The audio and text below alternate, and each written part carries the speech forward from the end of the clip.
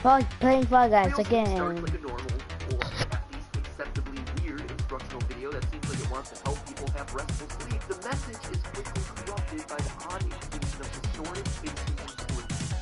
Some of them seem like they're encouraging violence, as I mentioned before, whereas others sound like they're against the idea of sleep itself, including sleep is not civilized, the pure of mind do not slumber, and when we sleep, we die. So why exactly would the aliens care about people's ability to recognize faces or sleep quality? I mean, I'm up late writing these scripts a lot of times, but you don't see me running with open arms to my lunar overlords. Unless by lunar overlord you mean make them sleep.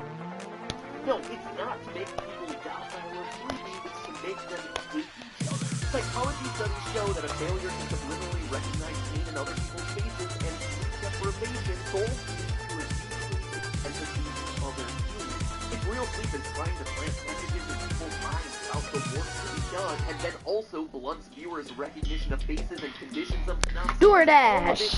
pointing to a concerted mind-controlling effort that hopes to get humans to kill each other. All the videos, from messing with GPS signals to messing with people's understanding of faces and sleep, programming and weather alerts, and even so fast! warnings, all of it is pointing Local to Fall Guy. for the aliens. Wipe us out by using our signals to trick us into offing ourselves. But why? I mean, yes, we're sending broadcasts through their domain, but that basically just amounts to a cosmic noise. Why jump and kill us all off? Well, think about the mission. We can't pinpoint exactly which mission aired, but it seems to assume that it was aimed for before 1970. The message is not reaching Reactor 11. We already talked about the fact that this was during the Cold War. About that time period, but then it was also space race. Like the Cold War, the space race was also available with the US and the USSR, but this time it was for cosmic supremacy, or at least nuclear supremacy, and it featured the first ever moon landing by the Apollo 11 team in 1969. Now, I'm serious here, but it seems like Local 58 may be playing off of some of the conspiracy theories that exist about this scientific achievement. Specifically, the theory that the Apollo 11 crew saw aliens when they were visiting the moon. As the theory goes, after the lunar module landed with Neil Armstrong and Buzz Aldrin inside, there were a few minutes of this is just a true fact of what happened that day. But some people claim that in the period of silence, you can hear a discussion between Aldrin and Armstrong about extraterrestrials.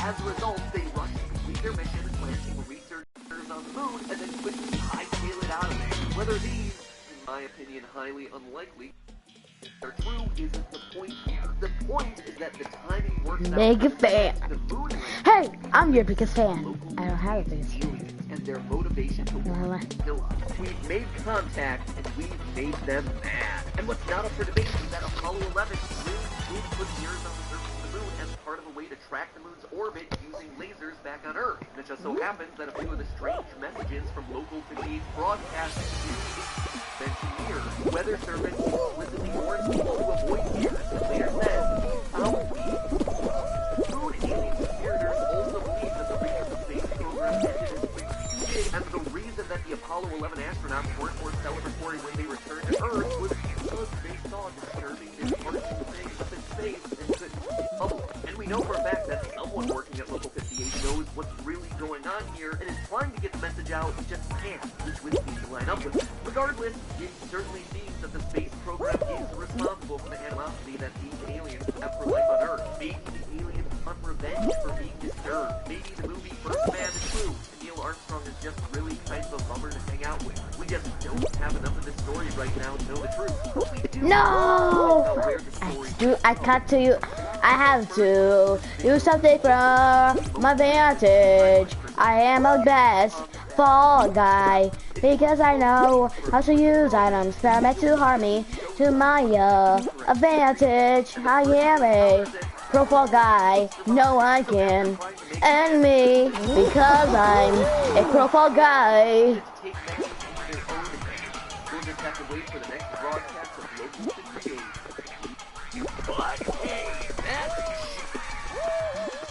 There once was a movie that was highly anticipated by audiences.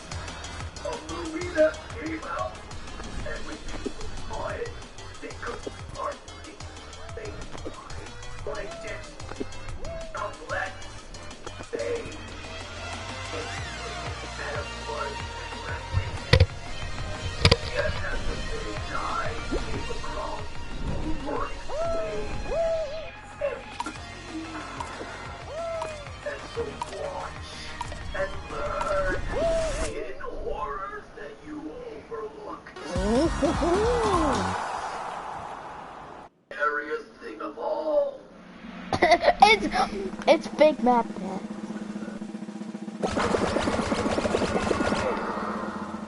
Hello, Internet. Welcome to Film Theory. Now, let me make one thing clear up front.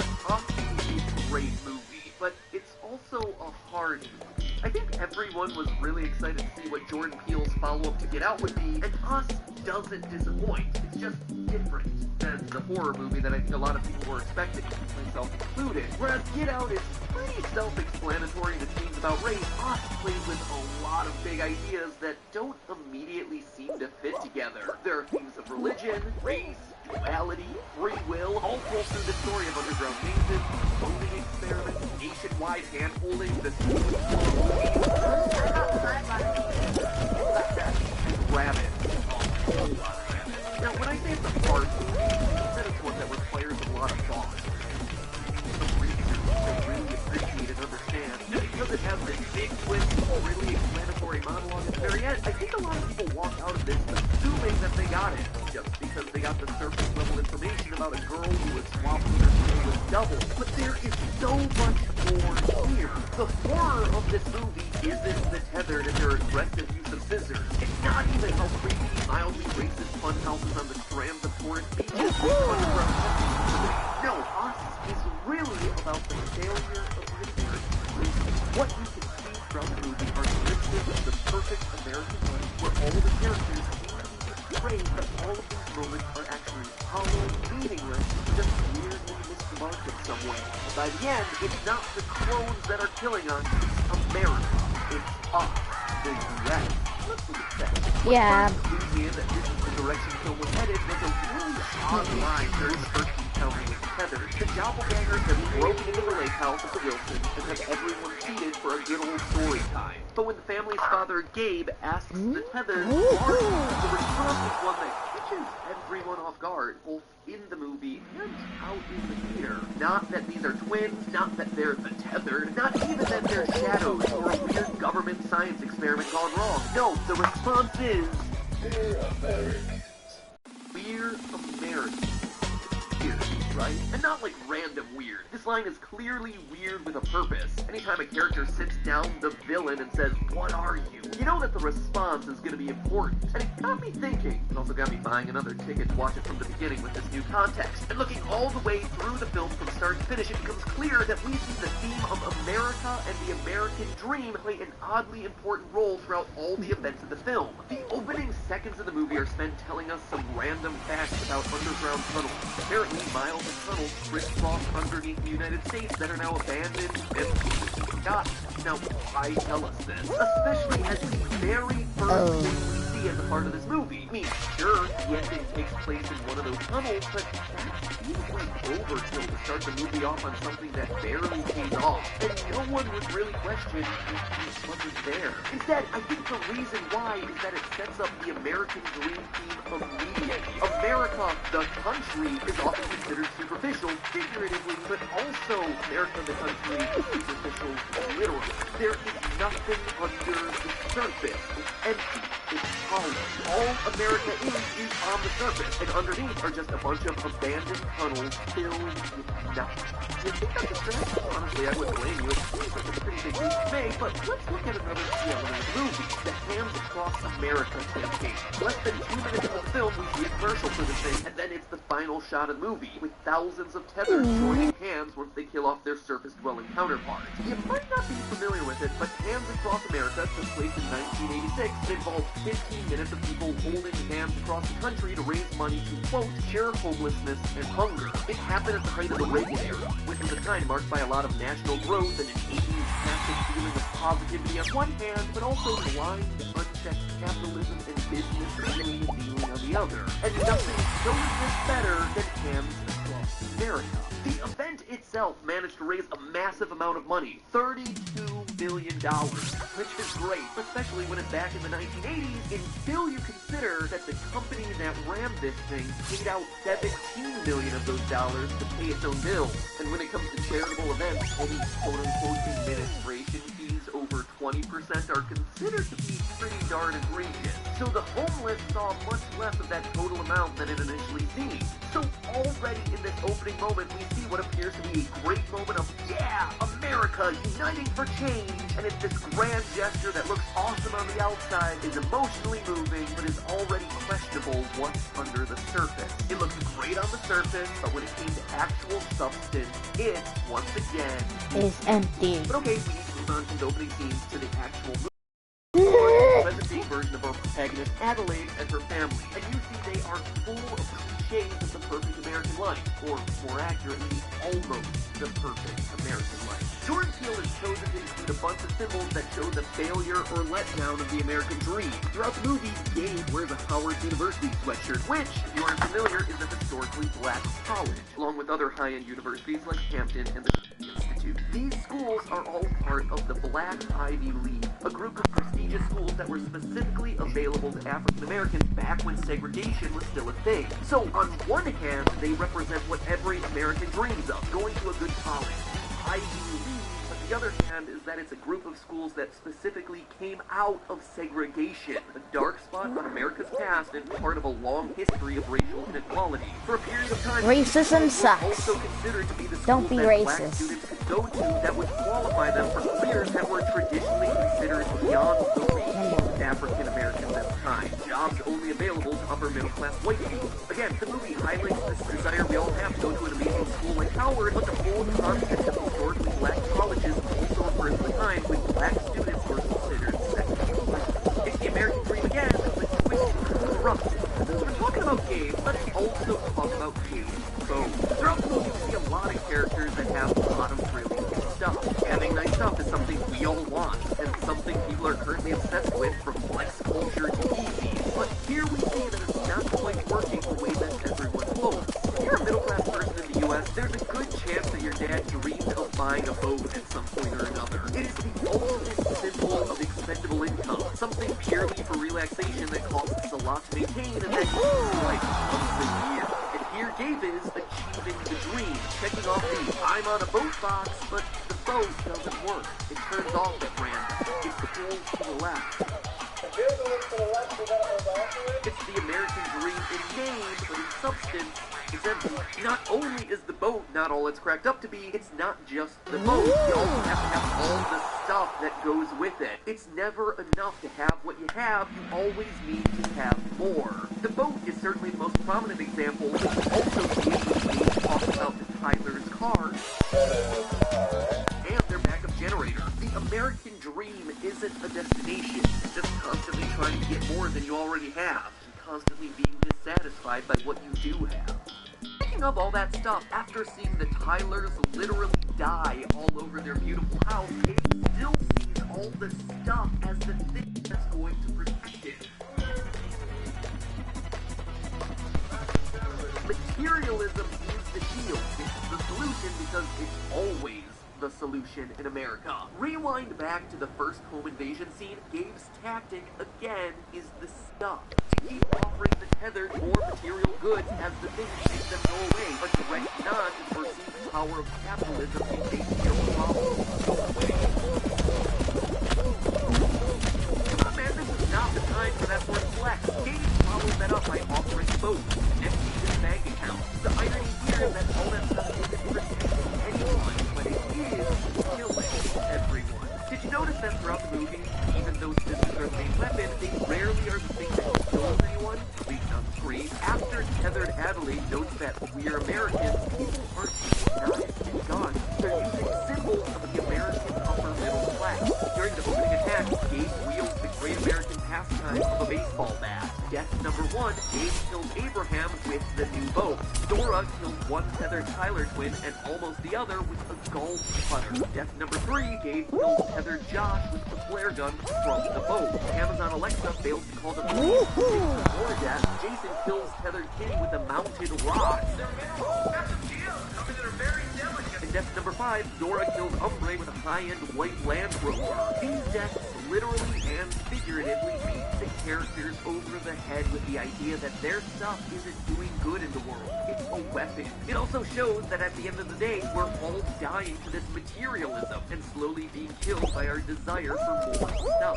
Even tethered Kitty and Josh can't resist the pull of capitalism. They put on the bathrobe, they put on makeup, even try a little DIY plastic surgery in pursuit of this beautiful life that their counterparts, the real circus Tylers, have. They think that it'll be the thing that makes them happy, that gives them substance. It's all the soft things that they grew up wanting but never had. And the irony is not going to make them happy because this is America. She puts on the makeup, it makes her happy for a second, but then she starts seeing imperfections and she starts you continue to see how futile this American life is when the families hit the beach. Yeah, let's go! And Josh spent their entire time there comparing stuff, showing very clearly that even if you're doing well in America, you'll still always be comparing it to the people around you, and you're not doing good enough. Even those who are successful aren't happy. There's Kitty, the perfect suburban mom of two who is immediately self-medicating with alcohol.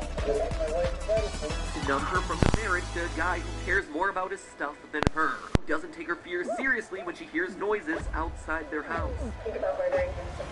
She might have a nice life, but it's not good enough, which is why she's been getting plastic surgery. Fall Guys play. Become an actress. I am the Omega Fall Guys, surviving. This is the real picture of the American. No! It isn't No! about Fall Guy, no, no, no! Yes, sir! having the appearance of having everything you want, but not ever actually being satisfied with anything. No, no, no, no, no, no, no, No business. no! For proof that this is exactly what Jordan Peele wanted, we go further than the Tyler twins. He's one who's wearing a black flag t-shirt. I thought it was a weird t-shirt. Jump, jump! Oh God, no! Our team is disconnecting! They're dying! Now he's wearing it in 1986. When Our the team! black flag was at their peak and were known for pounding the West. Our team is dying! It's getting disconnected! Really subversive. More people need to die! Now, with Lindsay Tyler wearing it here, it's not because she's hardcore or subversive. She's a blonde piece doing gymnastics at the beach. She's not going counter to anything. She's actually the peak of American cultural conformity, where this edgy idea of a renegade band called Black Flag has been appropriated into American teen materialism. I mean, she is literally a twin who is wearing something that stands for lack of conformity. We don't get more on the nose than that. Personally, it's my Thank goodness, we qualified! Barely qualified! And finally, in the closing sequence, we get our last and maybe most damning piece of evidence for this commentary on America. We finally get the showdown between Adelaide and her tethered in the tunnel, and it's finally revealed, one more spoiler alert, that tethered Adelaide is actually the one that we've been hoping to survive the entire time. They switched as little kids, and we've been seeing the tethered version the entire film. Now, I've seen a lot of viewers actually complain about this twist, citing the fact that it would have been more fun to leave it ambiguous and not explicitly tell us that they've been switched. It wasn't my favorite twist either, but that's the thing. For this theory to work, you have to know it explicitly. The point isn't that there's this big twist and whoa, Adelaide isn't who she thought she was and it completely changes everything we saw before. The whole point is that for the entire movie, we couldn't tell the difference, and neither could anyone else around her. I mean, think about that. Our society is so shallow, vapid, and surface level that an entire person got replaced by a copy, a clone, a science experiment that the movie explicitly tells us has no soul, and no one skipped a beat. No one could tell the difference. As long as it looked the same on the outside, it didn't matter what was on the inside. Like Adelaide says at the end of the movie, Well, that's quite nice. just as it was before. Nothing was going to change. We're going to keep on pursuing this endless. It doesn't matter who was a soulless tethered person and who was the original. Yeah, Jason knows that his mom is really the tethered version of Adelaide, but do we see him making a big deal out of it? No, just the opposite. He ignores it, accepts it, puts on his mask, his facade. No, no! Wait, how did why? Anyone. On a shot of Kansas across America. At the end of the day, you may or may not agree with that message. You may have a boat and think it's awesome. Heck, I think a boat sounds amazing. But this is what I think Jordan Peele was trying to say with all of those crazy mixed up symbols used throughout the movie. I'm writing this the I have freaking That's so dumb. Sandwich in half and feeling that is so forget the stupid mod. Well, fruits hidden in all your favorite movies. So Netflix is really hitting out of the park recently, isn't it? Between the choose-your-own-adventure movie Bandersnatch and the totally not a Quiet Place ripoff Bird Box, there's been a lot of bingeable theory fodder coming out of the old. And while Bandersnatch might seem like the one that's more up my alley, considering the video game theme and all that, it's actually Bird Box that I want to tackle first, mostly because the movie had one question that I think we all want answered. What the heck was the monster? To catch you up, Bird Box follows a group of people trying to survive a worldwide catastrophe in which people are driven to kill themselves after they witness something. In order to survive, you have to keep your from the movie and all these other really dumb Bird Box challenge videos on YouTube. It's a really cool concept. Just like noise was the dangerous element from A Quiet Place, sight is the thing that gets you killed in Bird Box. But the frustrating thing about the movie is that you never actually get to see the monster. It's never made explicitly clear what exactly is driving everyone to this point of madness. So that is my goal today. To use all the clues that we see and don't see throughout the movie to rip off the blindfold and expose the Bird Box monster once and for all. Look at what we know. From the opening moment, it's made clear that when most people see whatever it is that they're seeing, they lose control and within a few seconds look for the nearest garbage truck to stand in front of, burning car to hop into, or painted glass to leak through. But this effect isn't just limited to these first appearances. Ray, the highest stakes game of FNAF ever, watches security cameras, sees the thing, and immediately knocks the door block off. It's important to note, though, that this isn't true for everyone. About midway through the movie, we learn from Gary that there are some people who've seen it and don't immediately off themselves. Mental institution for the criminally insane. They took us outside and they forced our eyes open so that we It seems like all these people are either criminals or were already insane prior to looking at the thing. And rather than dying, they're instead left to worship it, serving as coffee.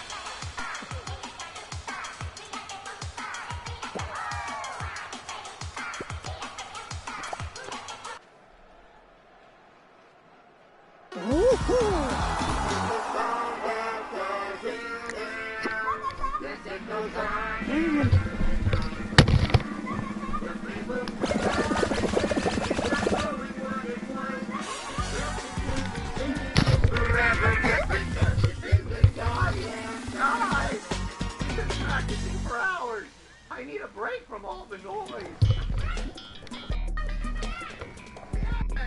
I know. I've been listening for the past 5 hours. Let Corey go, you guys. Looks like he might stop any minute.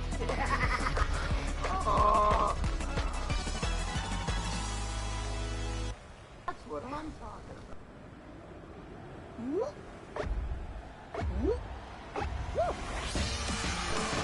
I'm watching a loud place. Hey, has anybody seen porn? We should get back to it. The creatures don't appear to have eyes, but they can detect sound. They're scared of noises, so all things who aren't making noise are in danger of being gobbled up. So let's get I am gonna be like, that is possible this actually happened in my universe. Wow, I hate working with people. Yep. Right. I see where you're going with this. What is this, orange? Hey,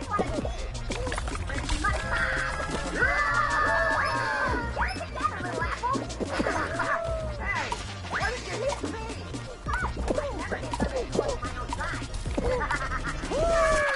So let me see if I've got this straight. We get right, or else we get killed. My time to shine. Can't believe I'm saying this, but thank you, Orange, for making all that racket. So, here's the plan. You know the old fridge on the far side of the kitchen? Yeah, it works super loud. It keeps me up at night. Exactly. We can go over to that noisy fridge. We'll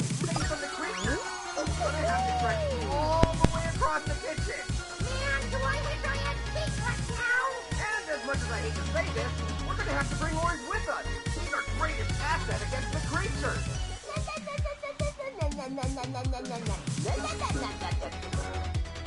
Okay, is everyone armed for our journey across the kitchen? Boombox, check! Asparagus, check. Asparagus? How's that gonna help you make noise? Easy. Oh, well, if it works, it works. Let's go. Great job, everybody. We're making progress. Whoa, hold on. This section of the counter is a library. And I will not fight. You're gonna die instantly. That's more like.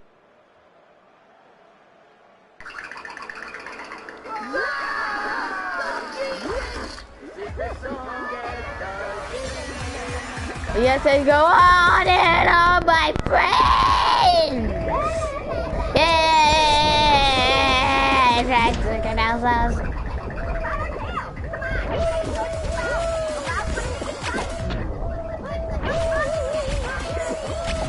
Keep it up. Helping my boys.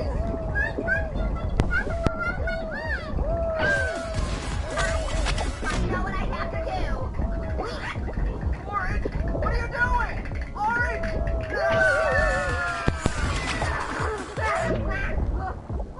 Whoa! Guys, you won't believe it. I had a dream where everyone had to make noise all the time, and I saved the day by 5 machines blind.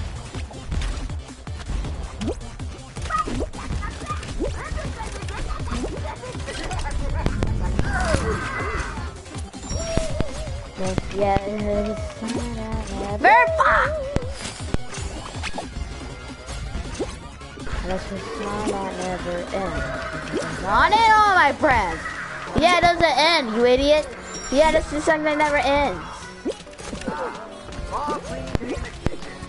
You piece of crap.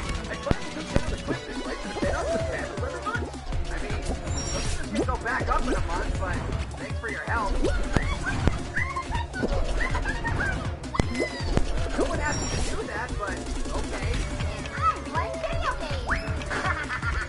Wait a second. Am I the only one doing actual cleaning around here? Wait, where is Little Apple? Get out your microscope. We gotta find the little guy. I think I heard it. A little.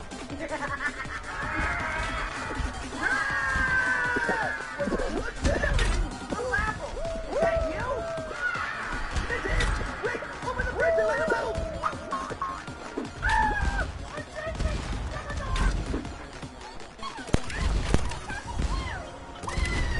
Wait, I have an idea. Little Apple, if it is you, send out a message to us using these Christmas lights. R-U-N-F. Run. What the run does that mean? Wait, isn't Little Apple illiterate? Oh yeah, I keep forgetting that. Yeah, this is a complete waste of time. But it's obviously him. How do we save him? How do we get him back?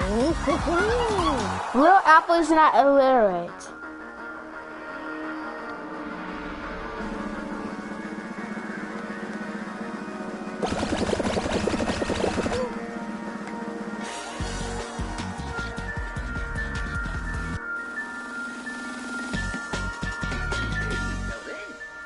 I doubt it. There's a strainer in the sink. Only someone really small could possibly fit through that. Oh no! Little Apple fell down into the sink! There! Grab my spelunking gear! You have spelunking gear? Nah, it's just a rope. I just like it when people say spelunking. Spelunking, spelunking, spelunking, spelunking, spelunking, spelunking, spelunking! Wow! Orange, everything okay down there? This is definitely one of the stranger things I've ever seen. I hear Little Apple! Hey, give me some more rope! Guys, hear me? That's weird. The rope went slack. Should we worry? He's probably fine. Yeah. It's kind of nice, right? Once the kitchen is not annoying. Well, what the?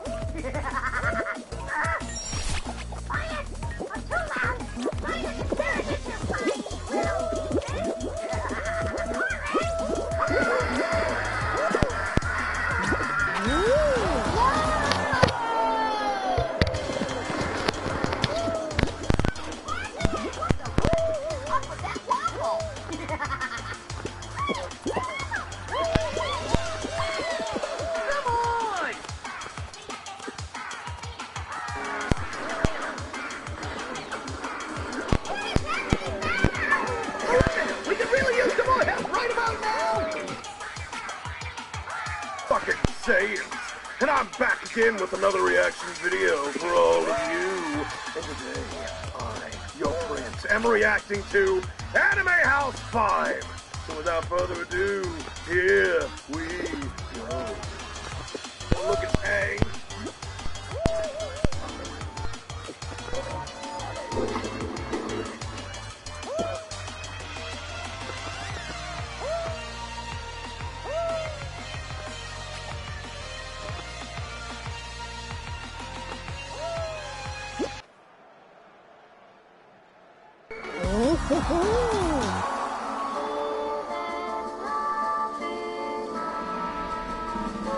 Underneath?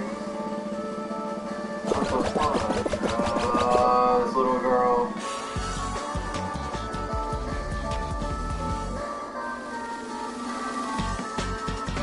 Oh my god. Oh no, what was that? Ah, fuck. Not intended for younger audiences. Great. Okay. Now I know it's gonna be just... Secrets of Wisteria Reverse. Okay, reaction.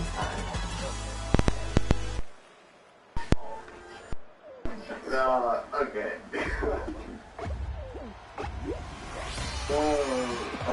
I'm laughing because I don't know how to fucking handle situations like these. Like, fuck.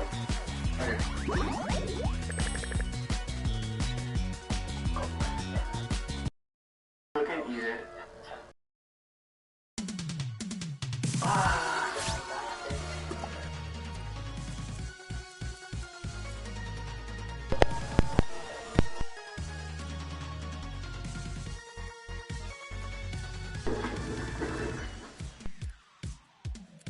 What the fuck? Do not frick children.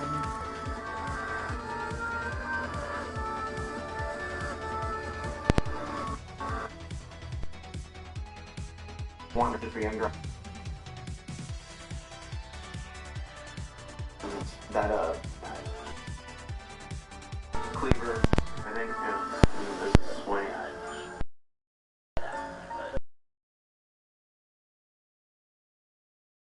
Oh, ew, ew, ew, ew.